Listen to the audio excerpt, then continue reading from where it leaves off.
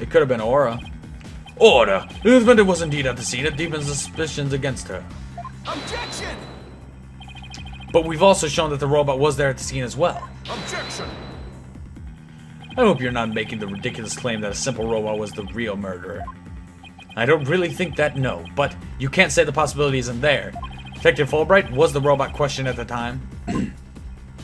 No, I don't see any record of it. I believe it was considered unrelated to the case. But as it turns out, the robot was actually integrally related. Your Honor, the defense would like to call Ponco to the stand. A robot witness?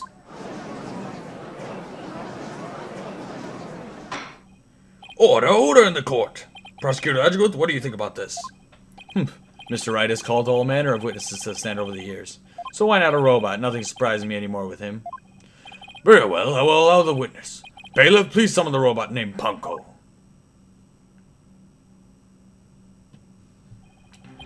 Witness, please state your name and occupation. My name is not Witness, my name is Ponco. Yes, I realize that, but when you are at the witness stand, you are the witness. No, I'm not. I'm Ponco. Say it with me. Ponco. What an utterly inflexible little robot. You're the last person who should be calling anybody inflexible. Haha, you remind me of my grandchild who just learned his own name. Oh, how precious. Alright, Ponco, I'm going to ask you some questions. Questions? You have questions? Hooray! What are your questions? I want to know if you were there at the scene of the murder of Metis Sykes. It was 7 years ago on the 7th of October around 2 p.m. in the robotics lab. Certainly. Just one moment. Searching data. Search complete. Yes, I was there in the robotics lab.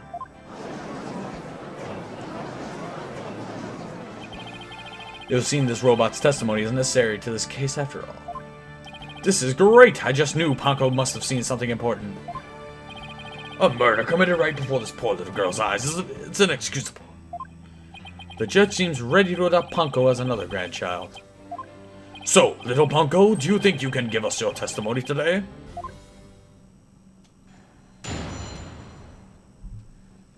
What I saw. I went to the robotics lab at about 2 p.m. for my regular recharge. Just as I was about to charge up, Athena came in and hugged Mommy Metis. And then Mommy Metis fell down. After that, I was recharging, so I don't know anything. After I charged up, I was cleaning the room and Mr. Simon came in. And then an error occurred. There is no data after that point. Well, it sounds like the defendant was, without question, at the scene. However, it just doesn't appear that the witness saw the actual moment of the murder. I disagree. This testimony shows that the defendant did indeed commit the crime. What? At the end of the day, we mustn't forget that this witness is still a machine. Being a robot, its understanding and capacity to express itself are limited. So what are you suggesting? The witness statements need to be interpreted. For example, the terms hugged, and then later fell down. They'll usually fall down after being hugged by a child. They don't, but... Yes, what this witness statements are telling us is that the defendant stabbed the victim with a murder weapon during this moment. What? Before Miss Sykes hugged Dr. Sykes, did the two of them converse? Yes, they did. They spoke to each other very loudly, but I don't know what they said. Athena is usually so quiet, so I was surprised. Spoke very loudly. We can interpret this to mean they argued. I see. Murder after a heated argument. And then the victim fell down. I agree that it does sound like a reasonable interpretation. However, Ponco doesn't seem to remember anything that happened after that. When I'm recharging, I go into sleep mode. But I remember everything before that. I have a very good memory. You may as well admit defeat now, right? Cross-examination would be useless. Don't be ridiculous. A cross-examination is never useless. Until now, think about it. Robots don't lie. This robot is both an important witness and valuable evidence at the same time. Nevertheless, I will have my cross-examination. I see you haven't changed. You never were one to worry about wasting time. Very well, even if it may be a waste of time, you may proceed, Mr. Wright. I'll show you both just how fruitful any cross-examination can be.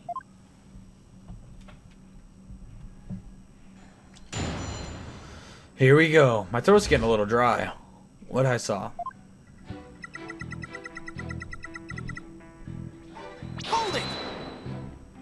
Your regular recharge? What is that exactly? I have to refill my battery power or else I stop working. I go to the lab to do that. So that recharge occurred around 2 p.m. around the time of the murder. That's right. I go every day at 2 p.m. Dina came and hugged Mommy.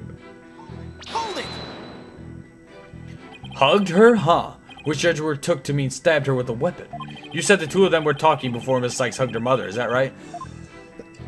Yes, they were talking very loudly, but I couldn't tell what they were saying. Couldn't tell. Even though they were speaking so loudly.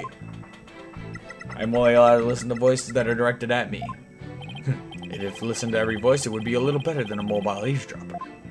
Well, that explains why some of Ponco's testimony is so vague.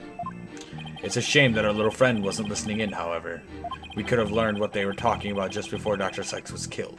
Now then, what happened after that?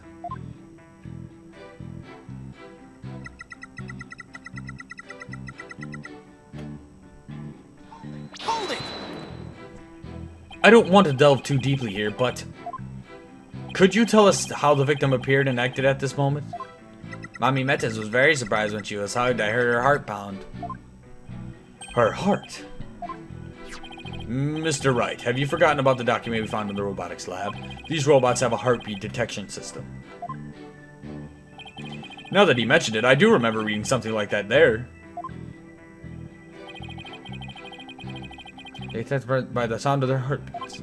Wait a minute. That means, if Dr. Sykes really did die at this moment... Ponco, how was Dr. Sykes after she fell down? Could you still hear the sound of her heartbeat? Let's see. The moment she fell, her heart was pounding. After that, I don't know. I started recharging just then. Of all the unlucky timing, if you had heard anything after that, it could have possibly proved that the hug wasn't actually the moment of the murder. I'm very sorry. I'm afraid I don't know. I'm very sorry. The robot is designed to go into sleep mode automatically, so it can't be helped. But it does appear it detected an increased heart rate at the moment of the stabbing. After Mommy Metis' heart started pounding in a surprise, she fell by the window. It was the round window on the workbench side of the room. The workbench, huh? Ponco must be talking about the table to the right, where the giant robot is now. Is there something critical in Ponco's statement just now? Your Honor, I believe this statement is critical. I'd like to add it to her testimony. Very well. Ponco, could you please add that statement to your testimony? That's a good little girl.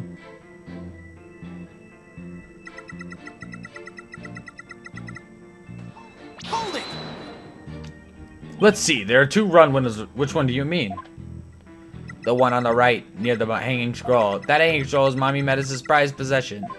Okay, in the pictures of the crime scene from 7 years ago, there is definitely a hanging scroll and a Japanese theater mask hanging on the workbench side wall. But is there some problem with this statement?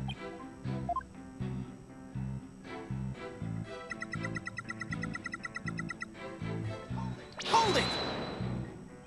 Prosecutor Blackwell, I wonder what he went there for. Is objective? I don't know. I don't know. I guess I can't very well ask Ponco to speculate. So what happened after Prosecutor Blackwell arrived?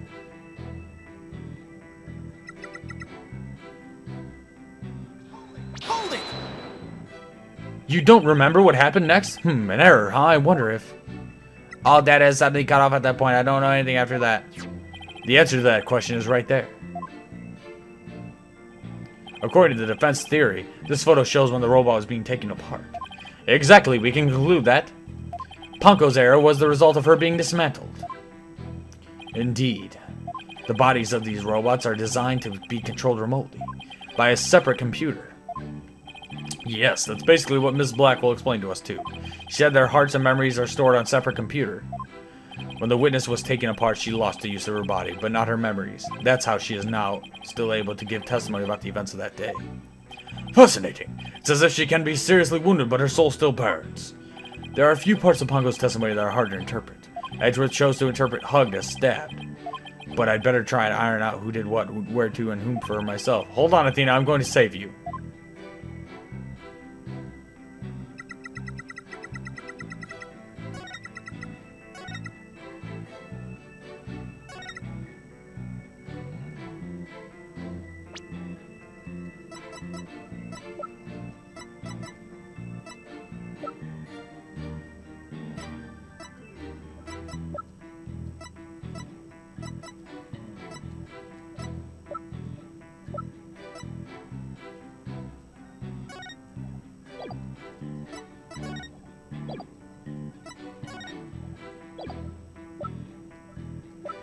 Let's go for it. Objection! Ah, here we go. We're done for.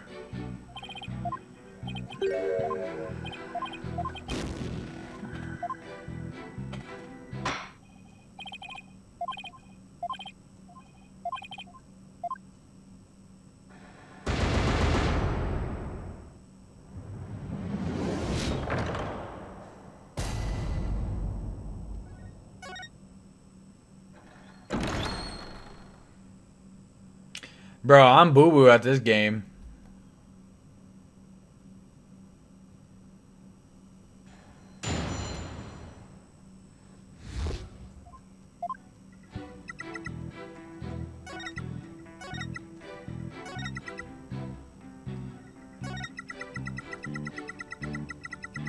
Hold it!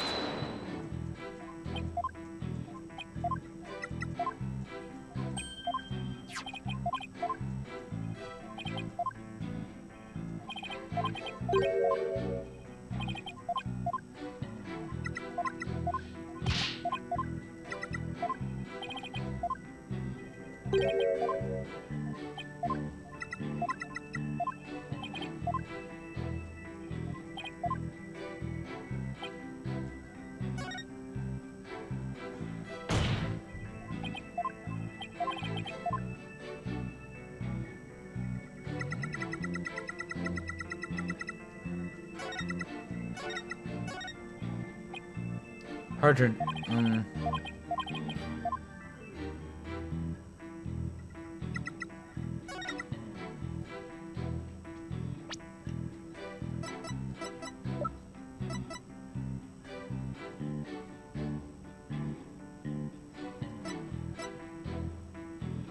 Objection!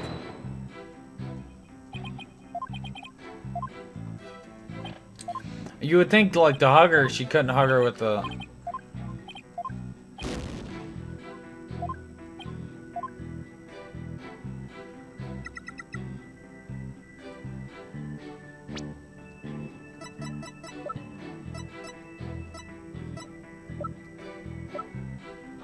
Objection!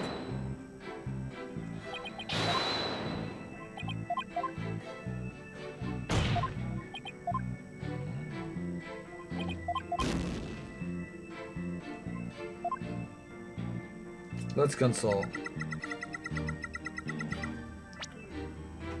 You appear to be a blacksmith, sir, right? Well, at times like this, my partner usually throws me a lifeline, but I'm up here all by my lonesome today. You're fine, Mr. Let's just take this one step at a time. What? You can't give up now. It's time to get in there and knock them to their knees. I can't stop thinking about them.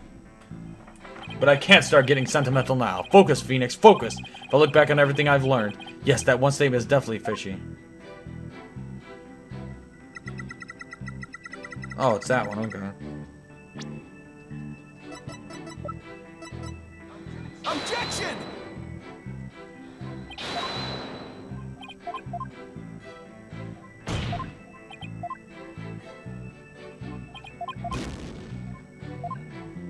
Oh, she fell.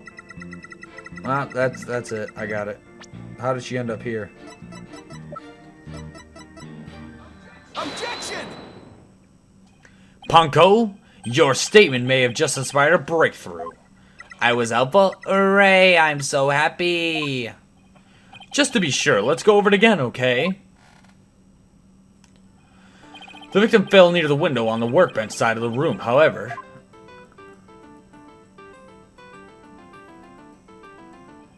Her body was discovered on the operating table.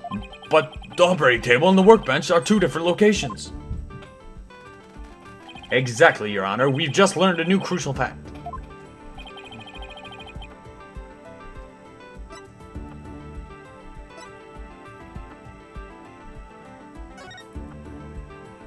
An 11-year-old girl couldn't have moved the heavy body of an adult, so the only explanation is the victim walked to the operating table herself. In other words, what Ponco observed near the workbench couldn't possibly have been the moment of the murder. Phew, I am very relieved to hear that. Glad to know that the murder wasn't committed in front of little Ponco here. Yes, as we just heard in the testimony, Miss Sykes hugged her mother, nothing more. Objection!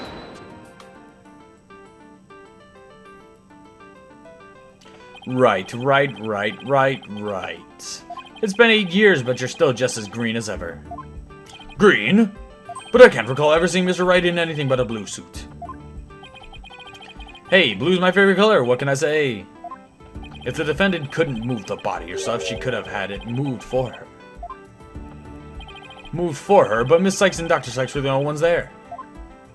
I agree, since this robot is equipped with a heartbeat detection system, it would have been aware of another person's presence if someone else had been there. We can therefore conclude that the defendant and the victim were the only ones present. Then who do you suggest moved the body? Don't you know it's in the nature of a robot to help people do things? Miss Ponco, allow me to ask you a question. My name is Ponco. Say it with me. Ponco. I believe you said you were cleaning after Dr. Sykes fell down. Did you happen to move something large onto the operating table? Yes, I did. Athena asked me to. Athena asked you to? And what did you move, little Ponco? I don't know, unless something has an ID tag, I can't tell what it is. An ID tag, you say? Yes, a tag with a barcode on it. We robots scan them to tell us what thing is. That paper in the lab did mention something about that. Recognize people by scanning their spacesuit or uniform jacket ID tag, it said. So it would appear that Miss Ponco here can't identify what it moved. My name is Ponco. But we humans have the power to imagine what it was, do we not? We do? Well, I do at the very least. Miss Ponco, on the defendant's command, move the body into the operating table. Gah! Ponco, did you really move Miss Sykes' body? This is really important. Is there any way you could tell? I don't know. Without an ID tag, I can't tell. Give it up, Wright. If the victim's heart was stopped, then the robot's detection system would be useless. Furthermore, Dr. Sykes usually wore a white coat while she was working. She kept a jacket with her ID tag on it draped over a chair in the robotics lab, and only wore it for special occasions.